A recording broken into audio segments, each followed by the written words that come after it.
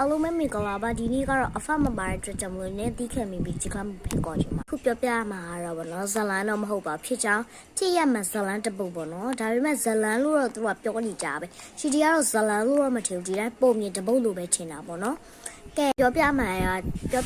ကြတော့တိထားတဲ့လောက်ပဲပြောပြမှာဘူးနည်းနည်းလေးပဲနားထောင်ပြီးဖိတ်ကောချင်ပါတယ်ဒါကတော့ကလေးနားထောင်လို့လုံးဝကိုမရပါဘူးဗောနော်ဒါပေမဲ့ကလေးမှန်တယ်များလူကြီးမှန်တယ်များတော့နည်းနည်းပဲနားထောင်လို့ရမယ်ပေါ့နော်ဒီရဲ့တိုက်မှာကကြတော့တကယ်လို့ဝင်ဘူးမယ်ဆိုရင်တော့ရှင်တို့အတွက်ကနေ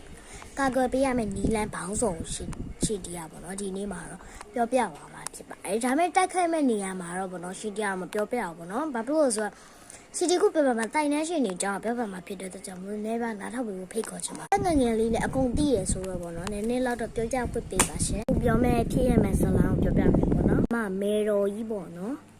ငရိုင်းမေတော်ကြီးအကြောင်းပြောပြမှာပါငရိုင်းဖြစ်သွားလဲဆိုတော့ပြောပြမှာအရင်နှစ်တုန်းကသူလှုပ်ခဲ့တဲ့ကုသိုလ်ကံနဲ့သူပြန်ခံရတာပေါ့နော်ကျမဒါပေမဲ့ကျမပေါ့နော်မရိုင်းတာတော့မဟုတ်ပါဘူးကျမပြောပြတာပေါ့နော်ကျမတီးတလောက်တက်တလောက်လေးပြောပြပါတယ်ကတော့တိုင်တန်းရှိအမမေတော်ကြီးပေါ့နော်တော်ကြီးလို့ပဲအခုတလောခေါ်နေကြတဲ့လူများလို့ရှင်တီလည်းလိုက်ခေါ်ကြည့်ကိုလူလိုရင်ပြောမနေတော့ရှင်တီပြောမဲ့ဟာကိုပဲပြောလိုက်တော့မယ်ပေါ့အဲ့တော့မျက်နှာလေးနဲ့ဟိုဖြစ်နေတိတ်ပြောပြလို့မရဘူးပြောမိတော့တခါလေးပြောချလိုက်ငကရိုင်းမေတော်ကြီးလို့ခေါ်လို့သူကဘယ်လိုပြောမလဲကျွဲရလာတာပေါ့နော်ကျွဲရလာငကရိုင်းလို့ခေါ်တာဘာဖြစ်လို့ဆိုတော့ရိုင်းနဲ့အထဲမှာတော့တိတ်မပါဘူးနော်ဒါပေမဲ့ကျွဲတွေကရိုင်းနေဆိုရင်ငကရိုင်းလို့ပဲခေါ်ပါတော့တနေ့ပါဘောနော်အဲ့ဒီငကရိုင်းမေတော့ပေါ့နော်ပူနာဝေးရတက်တော်ယူပေါ့နော်အဲ့ဒီမေတော်ရကြတယ်နဲ့ကျွဲဆိုတော့ပေါ့အသားမဲရတယ်ပါတယ်ပေါ့နော်မဲလေးဝင်တယ်ကျွဲအမဲအပစ္စည်းညောက်တောက်လေးဝင်လိုက်တော့လမ်းမှာကောက်ရတာလို့ပဲပြောရမယ်ပေါ့နော်ပြီးကြမှာတော့ပြန်ရောင်းတာ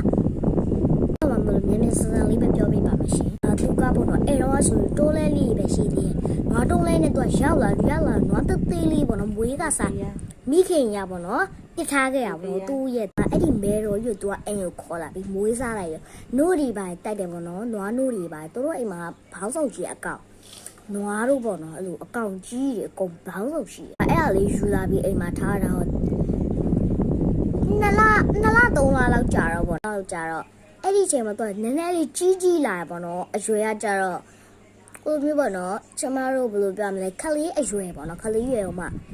ဟွာလာပေါ့9နဲ့3နှစ်လောက်အဲ့လောက်အရွယ်လေးဖြစ်လာ